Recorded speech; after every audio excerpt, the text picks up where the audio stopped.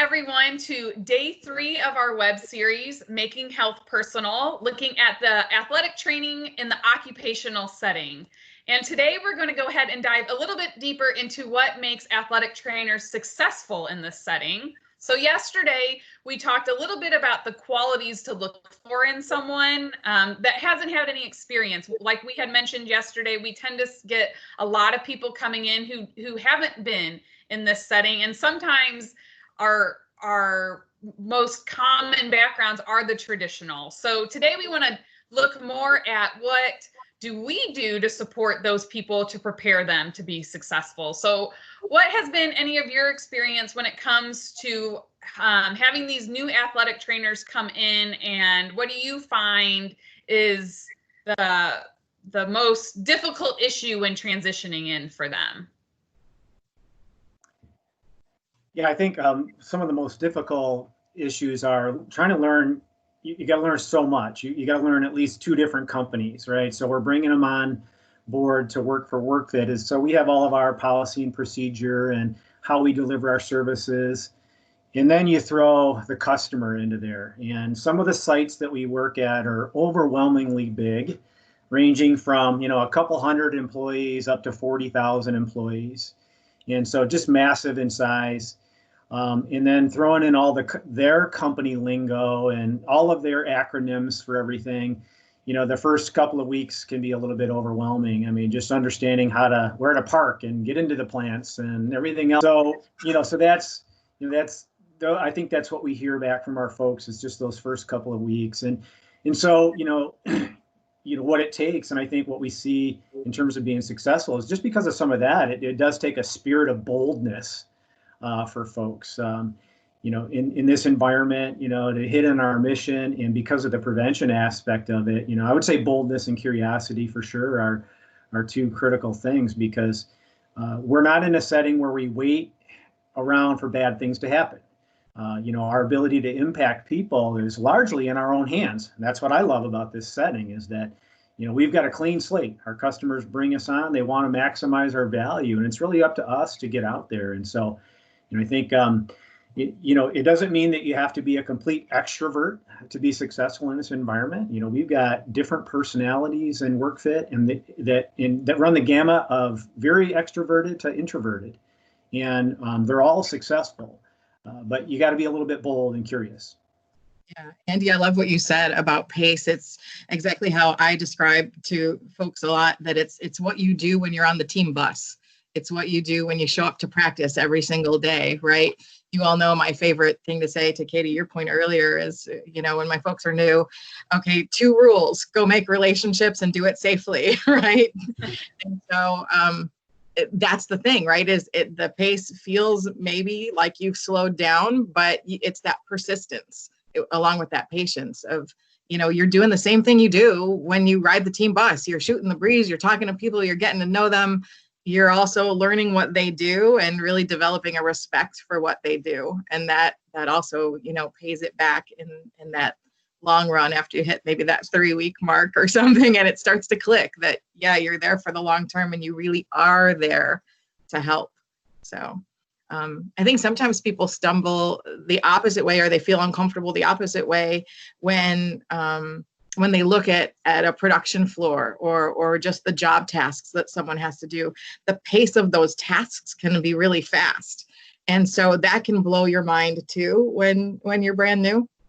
And so you have to kind of get people to go, yeah, you're going to come back tomorrow. It's okay.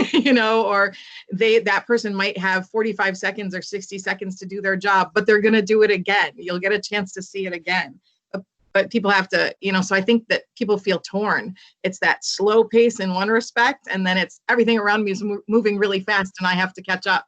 So it's just teaching them and reassuring them, as Katie, you said before, reassuring them that it's going to be okay. Just keep watching, keep learning, keep asking questions, keep digging in until something clicks for you. And when you deliver information and when you're there as the educator, most people, they need it bite size anyway. So if that's the time you've got, then give it to them bite size and give them some more the next day. So.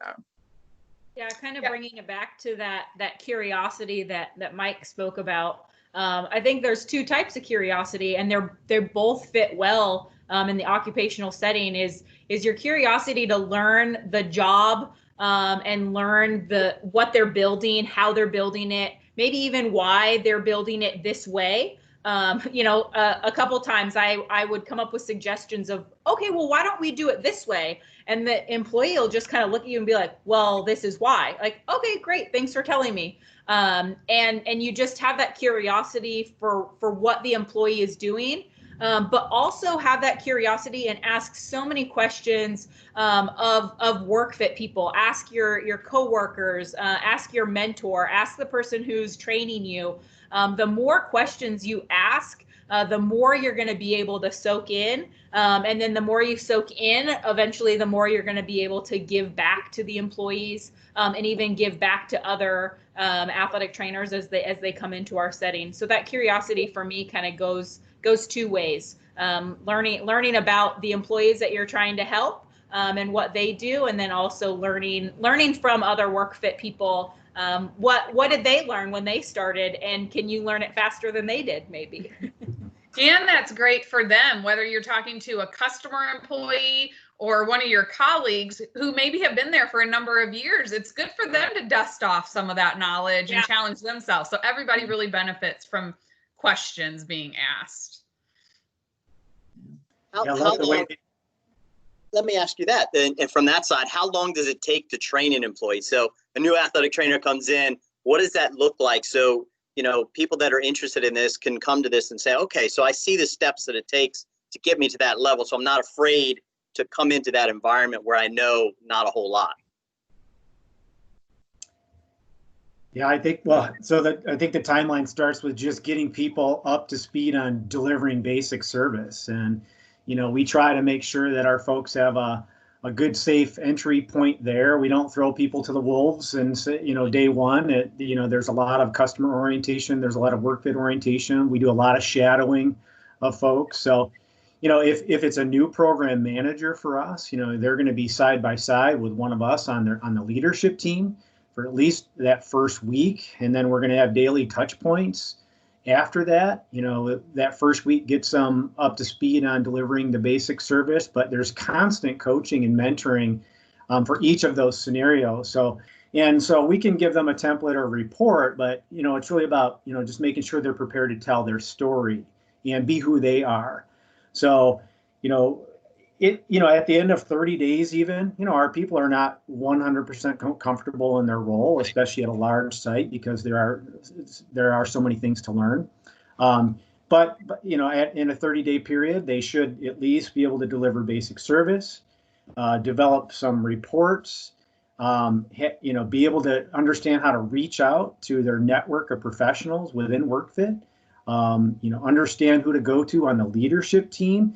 That's the way that, I think we always view it as, let's make sure that everybody has their safety net in place first, right? Deliver basic service, but you always have a team and a network of professionals to go to. You're not alone if you're in the WorkFit family.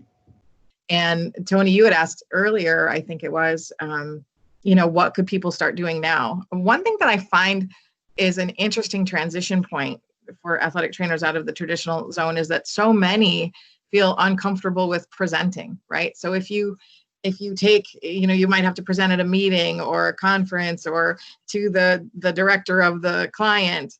And to Katie, your point about painting the picture and telling the story of what you do, that's something you can practice now too, right? That it sort of demystifies that whole presentation part, or even the marketing of what you do. Go tell people who you are and what you do. Go tell people who an athletic trainer is, and what your expertise is, and practice that. So practice it with people who aren't athletes.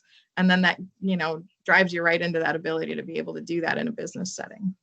Yeah, I think this, I have a great example. I can kind of transition us into the next point of thinking about, how long does it take? I like the 60-day and the 90-day, idea. But when you think about, you're also learning another business. So you're learning how your customer's business is working.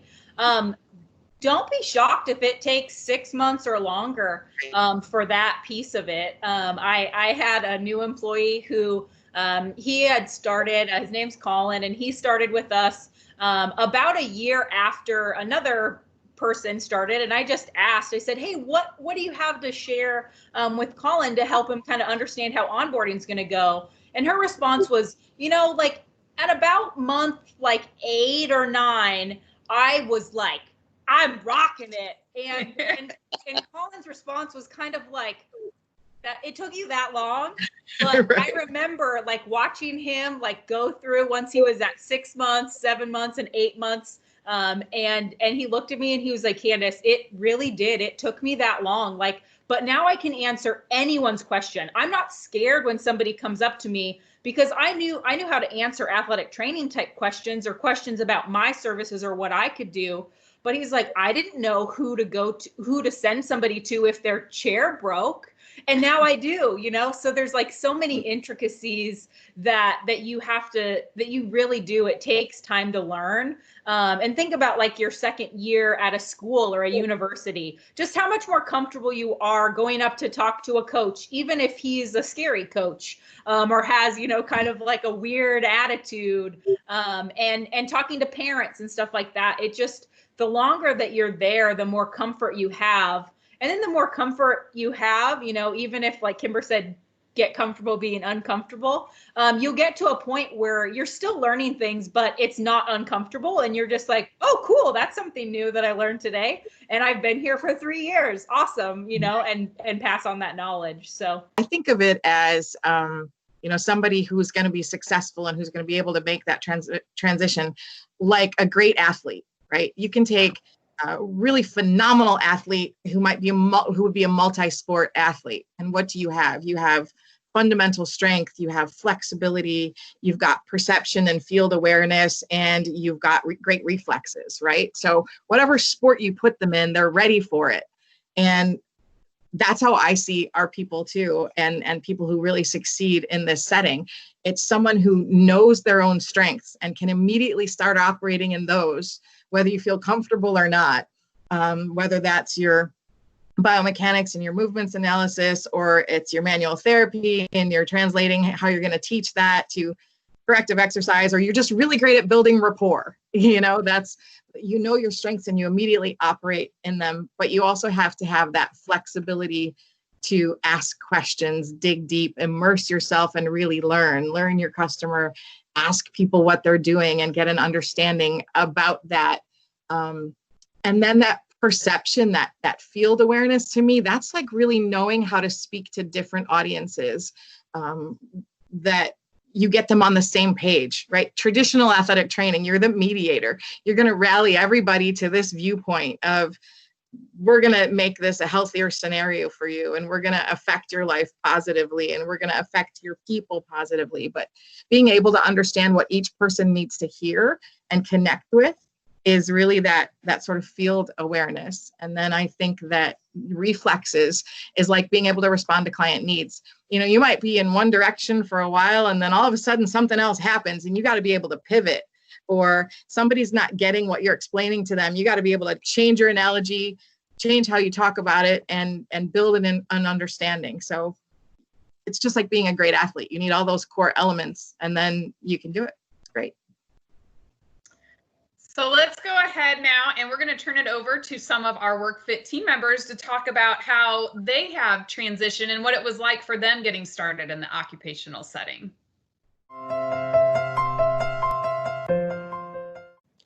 I'm a very outgoing person, and in our setting, it is all about your relationships with your clients.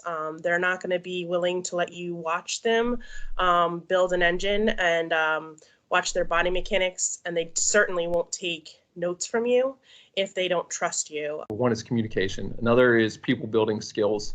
I've always had a high level of relationship building with people, being able to communicate with them from all walks of life, or business, personal life, whatever that may be. So really just communication and relationship building skills are what lay the framework for me to be able to build in other areas for the business. Being able to openly communicate and listen to the employees, first of all. A lot of times there's more going on at the surface than just what they're coming in for. Sometimes it's just understanding that you need to be an active listener, and that builds this level of trust. I think the thing that I notice most after working in an industrial setting is the safety culture that I bring to everywhere I go now. So I notice it in the grocery store. I notice it with home improvement projects. I notice it with my husband when I see him doing something. Hey, let's change our body mechanics in that. So just being much more aware of that safety culture. I think if you're a person who likes to think outside the box, is creative, likes to really ask the why questions, I think this setting is great for you.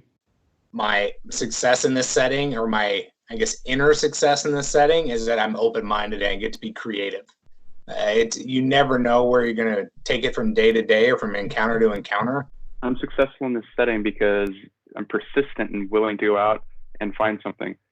I said very early on that being bored in this setting is a result of a lack of ambition, because you can get up and go out on the floor and interact with people from day one. It's actually an expectation. If you're waiting around for something, it's because you've chosen to be bored. I think your personality has such a huge function to it in the industrial setting. It's a little different kind of an environment.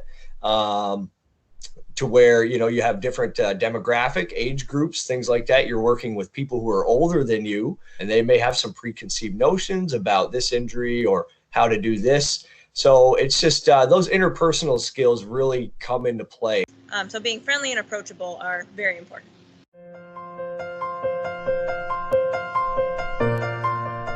Here, we've got more business conversation. Well, how is this affecting my business?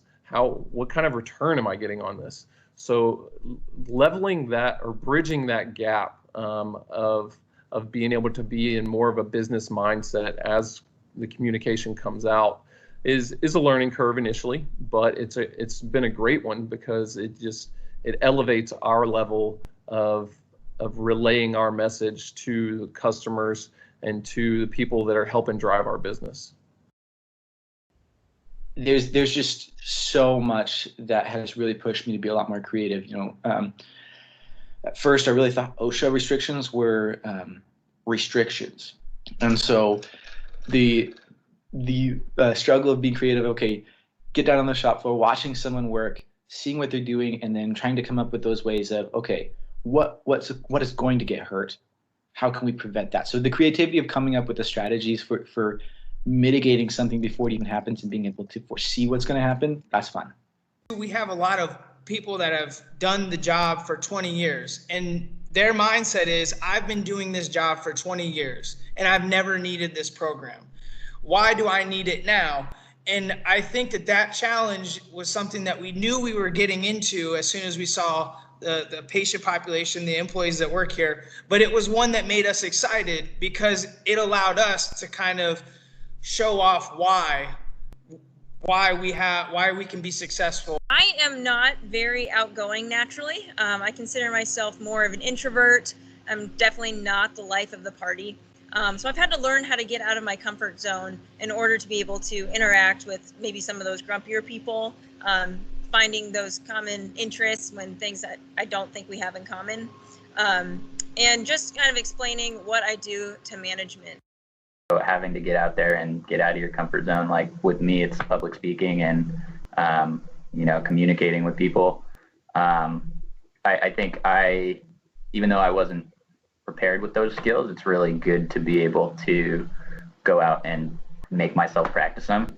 Those are absolutely life skills that I plan to carry with me for the rest of my life. I'm not perfect at any of them, but I'm better than I was when I first got here, and there's a lot to be said about that.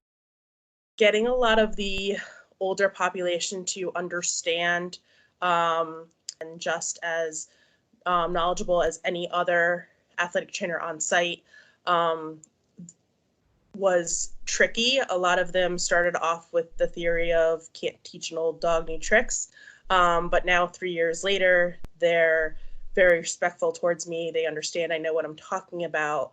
And I think just pushing through that without nagging them made me learn to to develop relationships based on trust. I think being able to start, with new clients and say it's a new building, a new site, a new population, you have to be able to speak to a level of people, whether it's, production employees themselves at an individual or a group level to, high level leadership. And a lot of times you come in with, very well what your background is, but no one else has heard of an athletic trainer. They don't know what you can do and what you can offer them. So I think being able to feel comfortable in a role of both, educational as well as kind of a program marketing position and, selling our services out to the client that we serve and making sure that people are well aware of what we do and how we do it. I think that's really set me up to be more comfortable in a business environment.